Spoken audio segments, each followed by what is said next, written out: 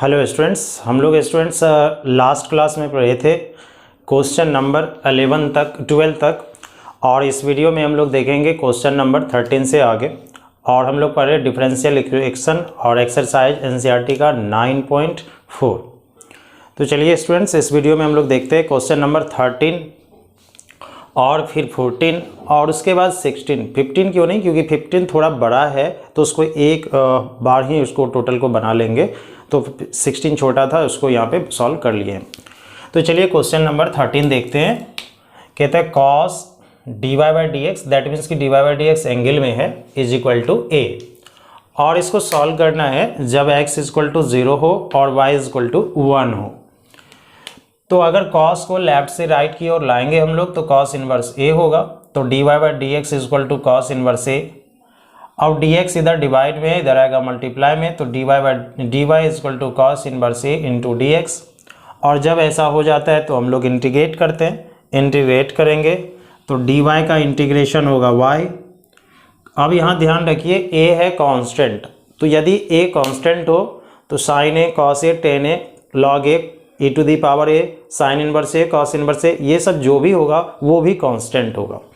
तो यहाँ पे कॉस इनवर्स ए क्या है, कांस्टेंट है, तो cos इनवर्स ए कांस्टेंट, तो इंटीग्रेशन करेंगे तो बाहर, और dx का इंटीग्रेशन क्या हो जाएगा x, तो that is cos inverse a into में क्या हो जाएगा x। और इंटीग्रेशन करने के बाद एक नंबर c ऐड करते हैं तो नंबर c ऐड कर दिया। अब बोला था कि x इक्वल टू 0 और y इक्वल टू 1 पे बताइए, तो जैसा कि पहले भी मैं बता चुका, इसको बोलते हैं पार्टिकुलर सॉल्यूशन, जिसमें हम लोग को c का वैल्यू फाइंड आउट करना होता है। तो at x equal to 0 y equal to 1, तो y के जगह यहाँ पे रखना है 1, यहाँ पे x के जगह 0 रखेंगे तो 0 इंटू टोटल क्या कर देगा, 0 कर देगा, प्लस में c तो प्लस में c, तो c इक्वल टू क्या मिल गया 1, और इसको इक्वेशन 1 में ही फिर से रख देना है।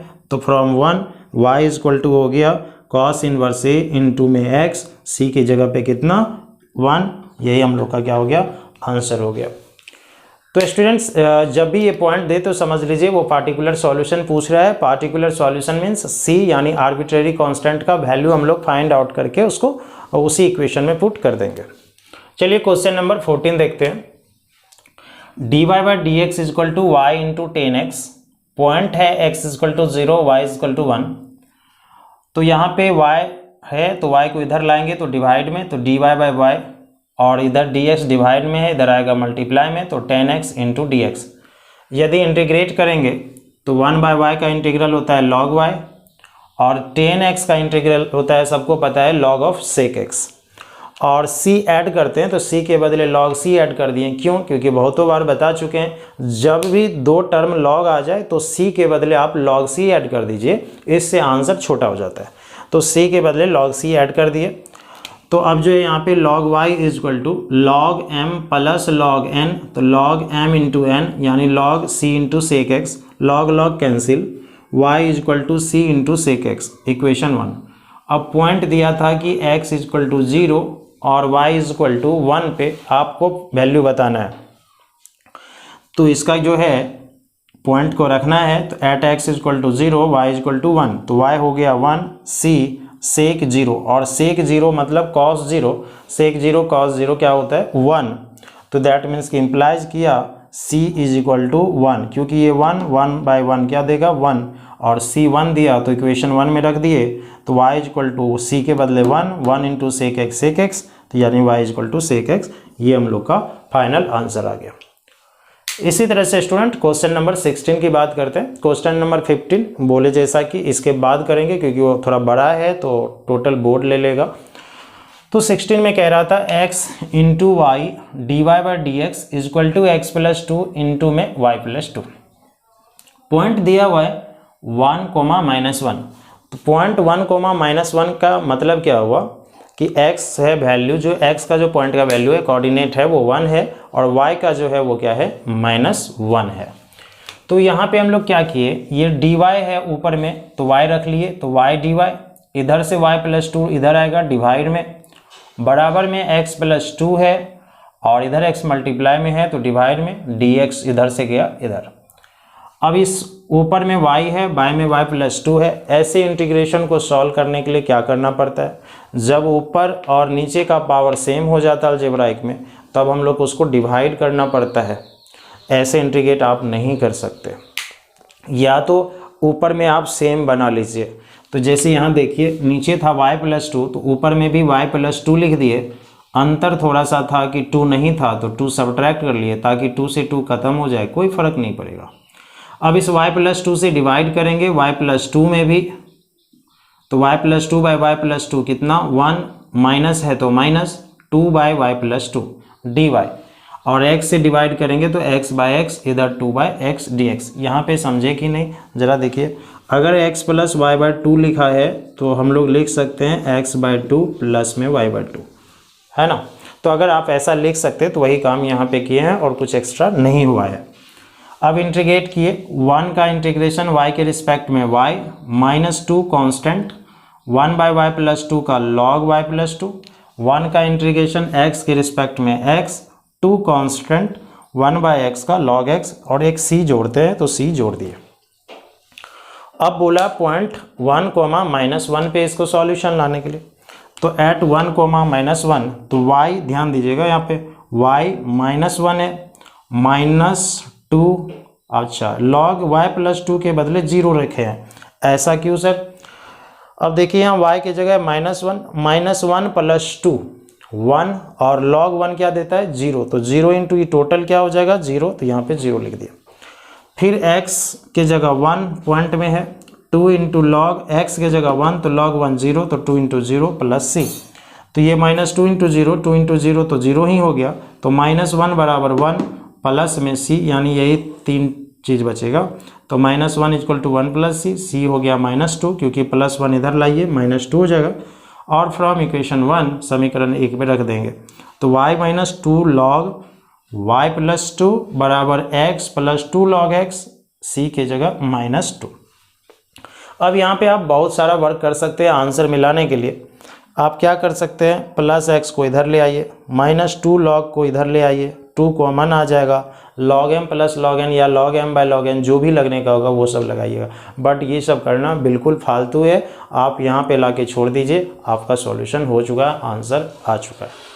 ओके स्टूडेंट, तो चलिए स्टूडेंट अब देखते हैं क्वेश्चन नंबर हम लोग 15 को देखते हैं, जो कि थोड़ा सा बड़ा है। स्टूडेंट्स 15 नंबर क्वेश्चन में कह रहा है find the equation of A curve passing through the point 0 0। एक कर्व का इक्वेशन लाना है जो कि पास करता है 0 0 से, दैट मीन्स ऑरिजिन से, and whose differential equation is y dash is equal to e to the power x into sine x. कह रहा है एक ऐसे कर्व का इक्वेशन आप फाइंड आउट करिए।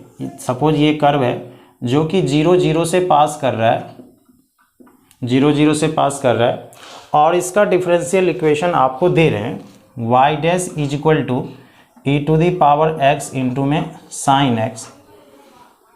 बस, तो इस कर्व का अगर हम लोग को इक्वेशन फाइंड आउट करना है जहाँ पे कि ये ऑरिजिन से पास कर रहा है, तो पहले ये बात समझिए कि ये जो डिफरेंशियल इक्वेशन है क्या है। फॉर्मेशन ऑफ डिफरेंशियल इक्वेशन को याद करिए। उसमें क्या होता था कि कर्व का इक्वेशन देता था, आर्बिट्रेरी कांस्टेंट को रिमूव करके हम लोग डिफरेंशियल इक्वेशन बनाते थे।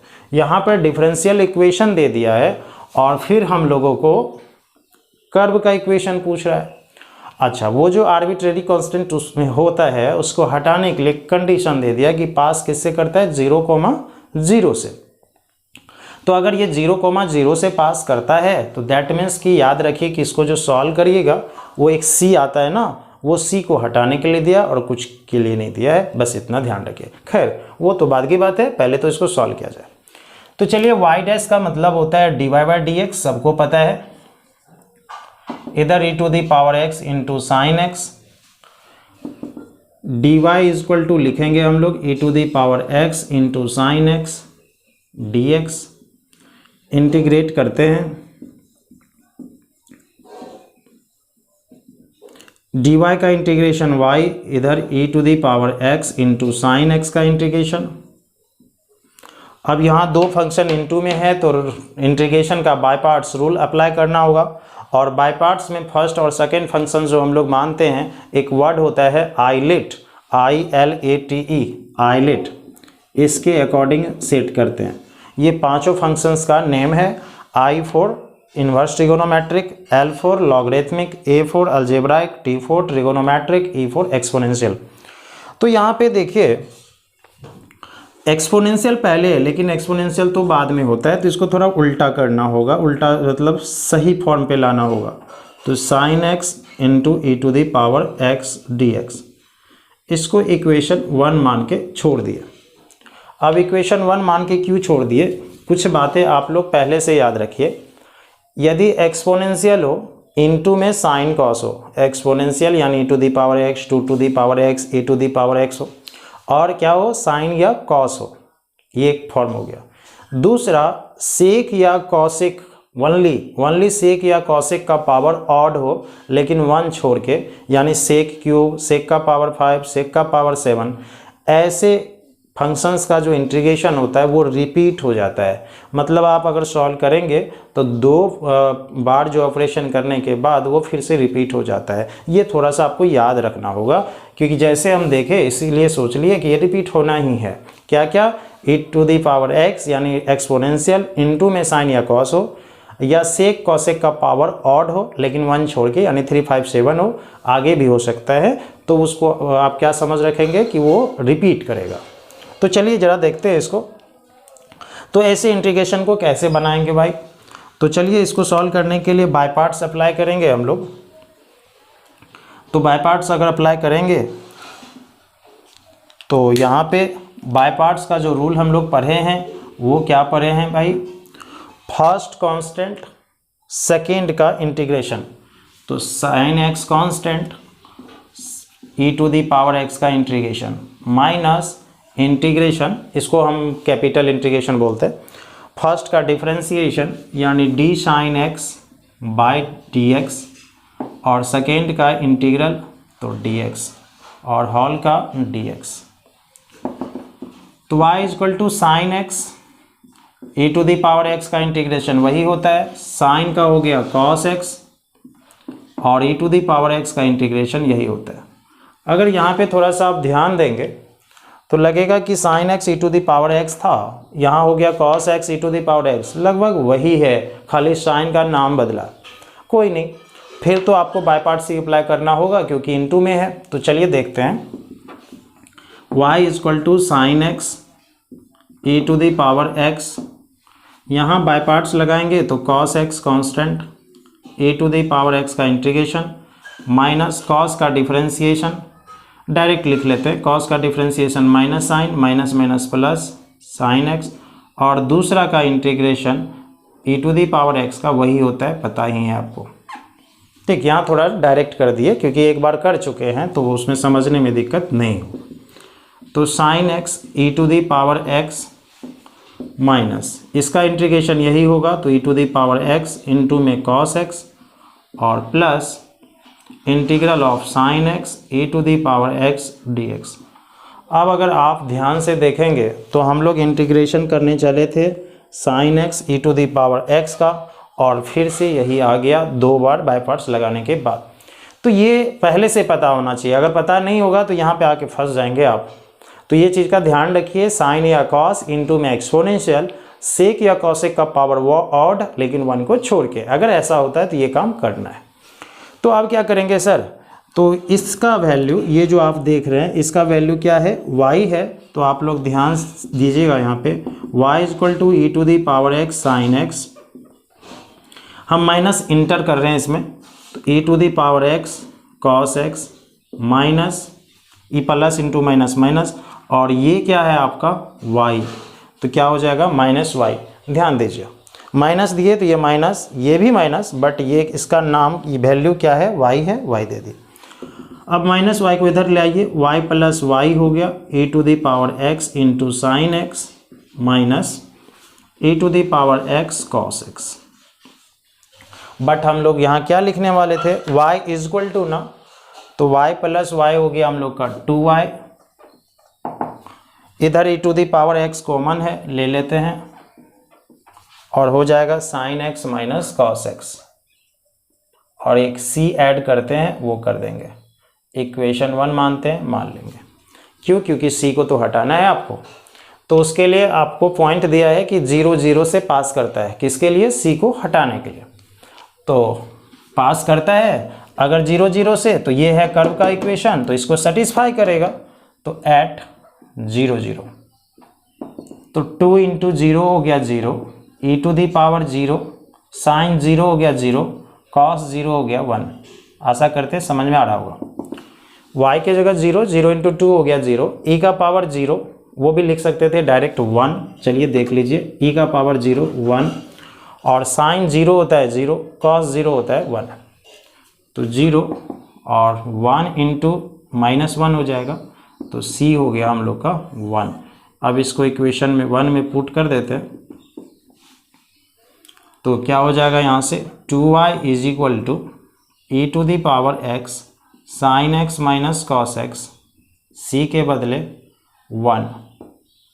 अब 2 इधर मल्टीप्लाई में है, उधर भेजना चाहते हैं तो भेज दीजिए, नहीं तो कोई दिक्कत नहीं है। E to the power x by 2 sin x minus cos x इधर 1/2। यही हम लोग का क्या हो जाएगा? फाइनल आंसर हो जाएगा। तो ओके डियर स्टूडेंट्स, आशा करते हैं अच्छे से समझ में आया होगा। तो छोटा छोटा क्वेश्चन हम पहले ही सॉल्व करके तब दिखा देते हैं, बड़ा क्वेश्चन को हम इसी तरह से बनाएंगे ताकि आप लोग को भी समझ में आए। प्लीज़ आप इसको नोट डाउन करिए सही से, ठीक है। तो इस क्वेश्चन से क्या सीख मिला कि अगर एक्सपोनेंशियल इनटू में साइन या कॉस, बार बार मैं बोल रहा हूँ, ए टू दी पावर एक्स यानी एक्सपोनेंशियल इनटू साइन या कॉस, सेक या कॉसेक का पावर ऑड 1 को छोड़ के अगर होगा तो वो रिपीट कर जाएगा, और रिपीट करेगा तो 2 बार बाय पार्ट्स लगाने के बाद, तो इसलिए उसको पहले समझ लेंगे इस बात को, उसके बाद वहाँ पे वर्क करेंगे। ओके, चलिए मिलते हैं नेक्स्ट वीडियो में। अब जो है हम लोगों को डियर स्टूडेंट एक क्वेश्चन और देख लेते हैं ऑब्जेक्टिव में। लास्ट नंबर जो भी क्वेश्चन है उसको लास्ट नंबर वाले को देख लेते हैं। क्यों? क्योंकि बीच में जितना भी क्वेश्चन है सारा का सारा लैंग्वेज प्रॉब्लम है, तो लैंग्वेज प्रॉब्लम को हम एक बार ही ख़त्म कर लेंगे। पहले हम इस ऑब्जेक्टिव को ख़त्म कर देते हैं। Okay dear students, question number 23 में है dy by d x is equal to e to the power x plus y. अब जो हम लोग 16 नंबर तक क्वेश्चन सॉल्व कर चुके और 23 कर रहे, बीच में जितना भी क्वेश्चन है वो सारा एप्लीकेशन है डिफरेंशियल इक्वेशन का, तो उसको एक बार में ही देख लेंगे। कोशिश करेंगे एक वीडियो में हो जाए, नहीं होगा तो फिर 2 वीडियो और लगेगा। तो पहले इसको सॉल्व कर लेते ताकि ये छोटा छोटा क्वेश्चन का काम हम लोग का ख़त्म हो जाएगा। तो चलिए 23 नंबर क्वेश्चन देखते हैं, और ये ऑब्जेक्टिव में दिया हुआ है। dy by d x is equal to, क्या हम लोग इसको लिख सकते हैं? E to the power x into में e to the power y। सभी बोलेंगे सर कैसे? आप 7th 8th या 6th जिस क्लास में भी पढ़े हों, आप इसको पढ़े होंगे कि लिख सकते हैं x to the power m x to the power n। मतलब अगर बेस सेम हो तो पावर जो है ऐड हो जाता है, उसी कंसेप्ट से। अब जो है यहाँ dy है तो इसको चाहिए y वाला आदमी, तो e to the power y divide में है, इधर आएगा, और मल्टीप्लाई में है, इधर आएगा डिवाइड में, या e to the power x ये dx डिवाइड में है, इधर आया मल्टीप्लाई में। अब इसको e to the power y को लिख सकते हैं e to the power y dy, but minus में क्योंकि ऊपर माइनस हो जाएगा। अब इंटीग्रेट करेंगे तो इसका इंटीग्रेशन होगा e to the power minus y,